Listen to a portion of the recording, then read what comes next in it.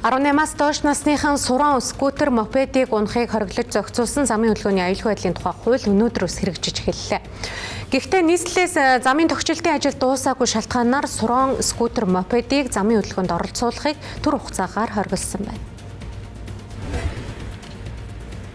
Одоо өнөөдөр яг хэдэн мянган суран скутер мопед замын хөдөлгөөнд оролцож байгаа нь бол яг тоо баримтын хувьд тодорхойгүй байна.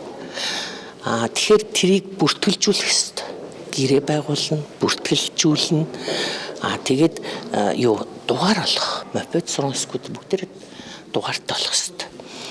Ингээд энэ бэлтгэл ажлуудыг хийж, цэгцэлжээж одоо хууль бол яг бүрэн утгаараа хэрэгжиж эхлэх юм аа гэж ойлгож байгаа. Ер нь иргэдийн одоо хүсэлт иргэд бол одоо ерөөсөө энэ хууль хизээ одоо хэрэгжиж эхлэх вэ гэж ерөөсөө маш их одоо хүлээлттэй байгаа. Тийм учраас суран скутер мопедыг бол хэсэг хугацаанд одоо замын хөдөлгөөнд оролцуулахгүй хориглох гэдэг нь бүр мөсөн хориглож байгаа биш. Тодорхой хугацаанд хориглоод энэ хооронд нь бэлтгэл ажил хангаад хуулийн хэрэгжилт эхлэнэ л гэсэн.